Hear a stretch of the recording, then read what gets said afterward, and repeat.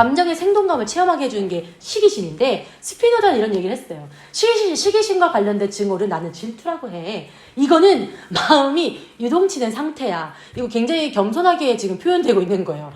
미친 광기 있잖아요. 셸리의 욕망 전충도 미친 광기처럼 막 미친년처럼 막 떠다니고 다니는 그런 마음이에요. 여러분들 시기 해봤죠? 셀축해졌다. 왜 셀축해졌냐면은 시기의 대상이 되는 사람들한테 너 이쁘다 인정할 말을 죽어도 않는다요. 네. 언어요. 오히려 아무 말도 하지 않는다. 그래서 입을 꼭 다물고 표정이 굳어있다. 이게 앙다물었어요. 이게 이렇게. 그래서 셀쭉해져 있는 표정으로 전달됩니다. 내가 이상적인 자신을 설정해 놓잖아요. 나 책 한 번 읽고 한 3시간 만에 10장 쓰고 싶어요. 절대 너무 이상을 높게 해놔가지고 매주 자괴감이 들어요. 결함이죠. 치욕스러움까지 느껴요. 이래가지고 수치심에 빠지게 됩니다. 왜냐면 내가 목표로 한 것은 내가 이미 설정했기 때문에 도착했어. 근데 현실은 발이 더뎌가지고 멈춰있어요. 그래서 실패하고 좌절을 동반한 감정이 우리는 수치심이다라고 얘기를 해요. 이 수치심이 더 쌓이게 되는 이유는 왜 원하는 결과가 나오지 않는 거지? 이거에 대한 설명 불가한 상태. 설명할 만한 합당한 근거를 찾지 못했을 경우 계속 수치는 쌓여만 가고 해석이 되지 않죠. 그러다 보면은 나중에는 나 자신에게 과도하게 과대자기적으로 뭔가 요구한다는 거죠. 그로 인해서 그게 자꾸 상실이 되면 이것이 대상에 대한 시기심이다. 내가 그동안 놀고 먹었던 거 생각 안 하고 쟤는 뭐길래 저걸 가졌지? 쟤는 뭐길래 저기에 도달한 거지? 그로 인해서 이 시기심이 분기와 감정에 휩싸이게 되면 이것이 적대감으로써 이 적대감 풀리면 공부 안 되죠? 세상 안 풀리죠? 큰일 나는 거죠. 시기심으로 얼굴이 노랗게 됐다. 시기심으로 녹색이 됐다라는 얘기를 해요. 야, 너 얼굴이 왜 이렇게 노랗게 떴냐? 담석증과 연결이 되어 있어요. 우리가 원활하게 소화하고 소통할 수 있게 해주는 물질들이 나오게 되는데 시기심을 관장하는 기관이 쓸개예요. 그래서 쓸개 빠진 놈이라는 말 많이 들으셨죠? 시기심에 아주 온팡 빠진 놈들을 이제 쓸개 빠졌다라고 할 수 있습니다. 쓸개즙들은 이제 노란색과 녹색의 담즙으로 형성되어 있는데 이것이 너무 과다되니까 혈관으로 이제 가게 돼요. 그 혈관으로 가다 보니까 얼굴이 노랗게 뜨면서 황달 증상이 일어나는 거예요. 서로를 점검해 주세요. 네. 감정은 신경과 호르몬이 자극을 받아서 활성화된 상태가 감정이라고 얘기를 해요. 그래서 대뇌 변연계와 시상하부에서는 이런 감정을 관리하는 기관이에요. 대뇌 변연기에서는 감정과 기억을 관장하는데 그 안에 있는 시상하부가 대사 조절과 체온 조절, 자율신경계를 관장해요. 그래서 우리가 감정을 느낄 때 땀이 나고 지금 저는 거의 카타르시스를 느끼기 때문에 땀이 나요. 그리고 호흡이나 대화나 이런 여러 가지 조절이 이 감정과 기억과 굉장히 밀접한 연결이 있어요.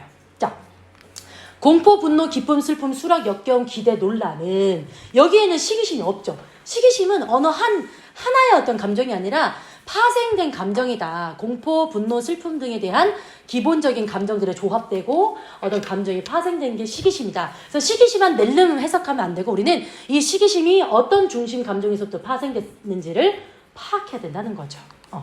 자, 그 다음에 긍정적인 경쟁에 대한 만족인데 왜 이날 이때까지 이 순간을 못 느꼈을까? 경쟁하지 않았어요. 지식의 영역에서 경쟁하지 않았고요. 힘에 대해서 경쟁하지 않고 시기만, 적대심만 가득했었던 나날들이었죠. 경쟁은 애초적으로 부정적인 게 아니다. 경쟁은 해롭다는 어떤 환상을 품고 있는데 나 자신을 시험하는 중요한 구성 성분인 거다. 먼저 적대적인 피해를 주는 경쟁은 무엇이냐면은 그냥 최고가 되는 게 목적인 거예요. 다 필요 없고 무조건 1등이야. 그래서 경쟁자가 없어질 때까지 이건 지속해요. 그러다 보면은 분노에 찬 논쟁적인 시기심을 갖게 돼요. 그래서 저 사람이 가지고 있는 거 불법적으로 가지고 있는 것 같아. 평등해야 되니까 너는 그거를 제해야 돼 라는 식으로 약간 기적의 논리적인 어떤 생각을 갖고 있어요. 그래서 공평한 분배를 위해서 투쟁으로 전환한다라는 특징을 가지고 있어요. 근데 야심에 찬 고무적인 경쟁. 다른 사람과 비교를 하지. 하지만 내가 우월해지려고 노력한다는 거예요. 그 사람이 없어진 게 목적이 아니라 내 질적 성장. 내가 어떻게 하면 여기서 우월해질 수 있는지에 대한 집중을 한다는 거죠. 그래서 중요한 건 가능성이다. 이런 사람들은 야심에 찬 고무적인 시기심을 갖게 되는 사람들인 건데 상대를 진정으로 감탄하고 그처럼 되기 위해 노력하거나 그와 경쟁할 때 생기게 되는 거예요. 저 선생님처럼 저 통찰력을 갖게 되겠지? 아, 저런 질문의 목차를 갖게 되겠지? 지금 내 생각이 중요한 것이 아니라 한번 그 정수대로 따라가 봐야겠다. 이런 방법론을 실질적으로 찾아내야 된다는 거죠. 모든 걸 다 노력으로 대체시켜야 된다는 거죠. 기계라는 것은 그냥 일반적인 고철이 아니야, 남자한테는. 남자가 낳은 이상이다. 그것은 남성적인 형태로 여자들의 출산이라는 그 어마어마한 창조를 모방한 것이다. 그래서 기계들은 초인적인 능력의 결과이고 남자의 자부심을 강화시켜준다라고 얘기합니다. 경쟁은 창조적이기 때문에 효과적이다라고 얘기를 해요. 그러면 애당초에 신분이 천하게 태어난 사람들 시작점이 다른데 어떡하냐라는 적대감과 시기심이 있어요. 근데 정말 멋있는 시기심, 경쟁할 줄 아는 시기심은 불합리함. 인생이 어떻게 합리적이에요. 살아봤지만 다 이상한 거 투성이고 너무 무화되잖아. 너무 외설적이잖아요. 그런 것을 리스펙할 때, 내가 존경으로 바꿀 때 나는 뛰어난 개인으로서 어떤 영향을 끼치는 개인이 될 수 있다는 거죠. 자, 경제적인 이윤의 최대화를 일으키는데요. 시기심은 스스로를 판매한다라고 얘기를 해요. 광고 얘기를 하는데 발전된 소비 사회는 그 사람이 결핍이 있어? 소외가 있어? 뭔가 어떻게 부족해? 그걸 없애주는 게 목적이 아닌 거예요. 복지가 목적이 아니라 그 넘쳐나는 것 속에서 그게 없잖아. 시기심에 불을 붙여가지고 나 이거 획득해야겠어 라는, 그래서 경제가 돌아갈 수 있게 하는 것이, 손흥민 선수가 공항에 나타났어요. 공항에 나타났는데 이 시계를 덜컥 하고 왔네? 2억이에요. 이걸 보면서 아 뭐야, 손흥민이 얼마나 대단하기에 나보다 먼저 저걸 가졌지? 먼저 가진 물건에 대한 갈망. 사실 저는 이거 부럽지도 않아요. 넘사벽이니까 그런갑다. 그래.